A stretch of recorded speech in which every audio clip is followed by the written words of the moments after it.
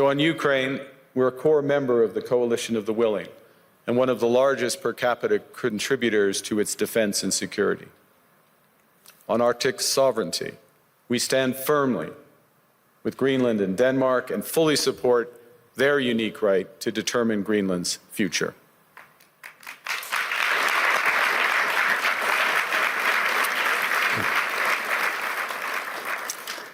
Our commitment to NATO's Article 5 is unwavering. So we're working with our NATO allies, including the Nordic-Baltic 8, to further secure the alliance's northern and western flanks, including through Canada's unprecedented investments in over-the-horizon radar, in submarines, in aircraft, and boots on the ground, boots on the ice. Canada strongly opposes tariffs over Greenland and calls for focused talks to achieve our shared objectives of security and prosperity in the Arctic. It seems that every day we're reminded that we live in an era of great power rivalry, that the rules-based order is fading, that the strong can do what they can and the weak must suffer what they must. And this aphorism of Thucydides is presented as inevitable, as the natural logic of international relations reasserting itself. And faced with this logic, there is a strong tendency for countries to go along to get along, to accommodate, to avoid trouble, to hope that compliance will buy safety. Well, it won't. So what are our options? In 1978, the Czech dissident Václav Havel, later president, wrote an essay called The Power of the Powerless. And in it, he asked a simple question: how did the communist system sustain itself? And his answer began with a greengrocer. Every morning, this shopkeeper places a sign in his window: "Workers of the world unite." He doesn't believe it. No one does. But he places a sign anyway to avoid trouble, to signal compliance, to get along. And because every shopkeeper on every street does the same, the system persists. Not through violence alone, but through the participation of ordinary people in rituals they privately know to be false. Havel called this living within a lie. The system's power comes not from its truth, but from everyone's willingness to perform as if it were true. And its fragility comes from the same source. When even one person stops performing, when the greengrocer removes his sign, the illusion begins to crack. Friends, it is time for companies and countries to take their signs down. For decades,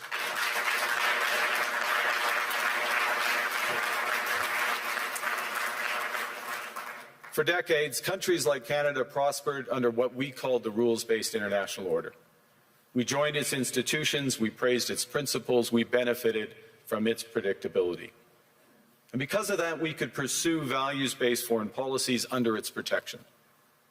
We knew the story of the international rules-based order was partially false, that the strongest would exempt themselves when convenient, that trade rules were enforced asymmetrically. And we knew that international law applied with varying rigor depending on the identity of the accused or the victim. This fiction was useful, and American hegemony in particular helped provide public goods, open sea lanes, a stable financial system, collective security, and support for frameworks for resolving disputes. So we placed the sign in the window. We participated in the rituals, and we largely avoided calling out the gaps between rhetoric and reality. This bargain no longer works. Let me be direct. We are in the midst of a rupture, not a transition. Over the past 2 decades, a series of crises in finance, health, energy, and geopolitics have laid bare the risks of extreme global integration. But more recently, great powers have begun using economic integration as weapons. tariffs as leverage, financial infrastructure as coercion, supply chains as vulnerabilities to be exploited. You cannot live within the lie of mutual benefit through integration when integration becomes the source of your subordination. The multilateral institutions on which the middle powers have relied, the WTO, the UN, the COP, the architecture, the very architecture of collective problem solving are under threat. And as a result, many countries are drawing the same conclusions, that they must develop greater strategic autonomy in energy, food, critical minerals, in finance and supply chains. And this impulse is understandable. A country that can't feed itself, fuel itself, or defend itself has few options. When the rules no longer protect you, you must protect yourself. But let's be clear-eyed about where this leads. A world of fortresses will be poorer, more fragile, and less sustainable. And there's another truth. If great powers abandon even the pretense of rules and values for the unhindered pursuit of their power and interests, the gains from transactionalism will become harder to replicate. Hegemons cannot continually monetize their relationships. Allies will diversify to hedge against uncertainty. They'll buy insurance, increase options in order to rebuild sovereignty.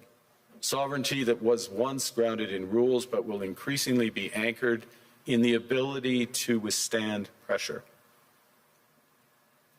This room knows this is classic risk management. Risk management comes at a price.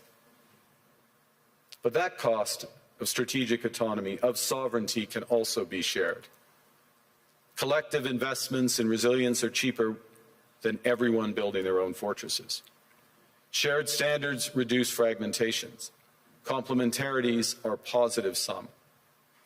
And the question for middle powers like Canada is not whether to adapt to the new reality. We must. The question is whether we adapt by simply building higher walls or whether we can do something more ambitious. Now, Canada was amongst the first to hear the wake-up call, leading us to fundamentally shift our strategic posture. Canadians know that our old, comfortable assumptions that our geography and alliance memberships automatically conferred prosperity and security, that assumption is no longer valid.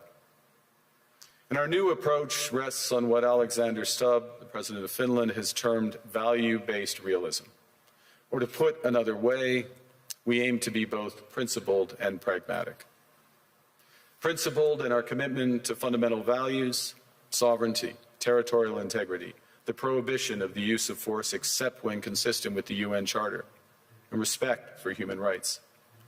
And pragmatic in recognizing that progress is often incremental, that interests diverge, that not every partner will share all of our values. So we're engaging broadly, strategically, with open eyes. We actively take on the world as it is, not wait around for a world we wish to be. We are calibrating our relationships so their depth reflects our values.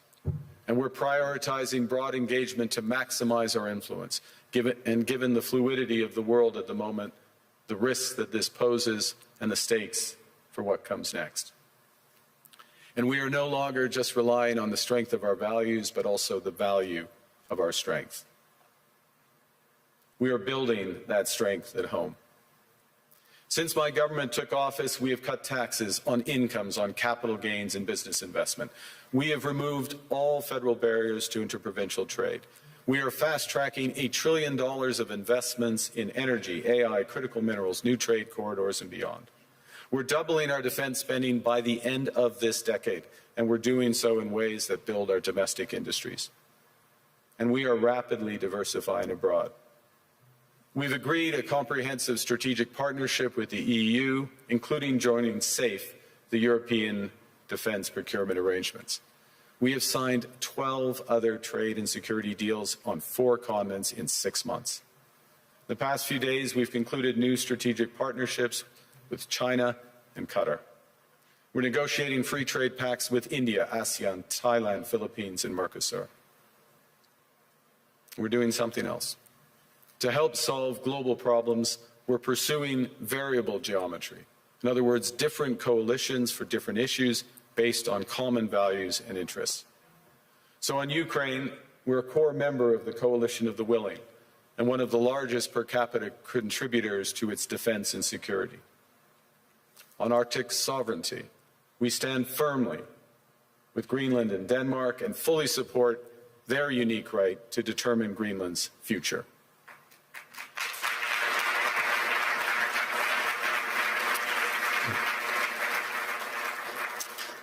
Our commitment to NATO's Article 5 is unwavering. So we're working with our NATO allies, including the Nordic-Baltic 8, to further secure the alliance's northern and western flanks, including through Canada's unprecedented investments in over-the-horizon radar, in submarines, in aircraft, and boots on the ground, boots on the ice. Canada strongly opposes tariffs over Greenland and calls for focused talks to achieve our shared objectives of security and prosperity in the Arctic. On plurilateral trade, we're championing efforts to build a bridge between the Trans-Pacific Partnership and the European Union, which would create a new trading bloc of 1.5 billion people. On critical minerals, we're forming buyers' clubs anchored in the G7 so that the world can diversify away from concentrated supply. And on AI, we're cooperating with like-minded democracies to ensure that we won't ultimately be forced to choose between hegemons and hyperscalers. This is not naive multilateralism, nor is it relying on their institutions. It's building coalitions that work, issues by issue, with partners who share enough common ground to act together. In some cases, this will be the vast majority of nations. What it's doing is creating a dense web of connections across trade, investment, culture, on which we can draw for future challenges and opportunities. I argue the middle powers must act together because if we're not at the table, we're on the menu.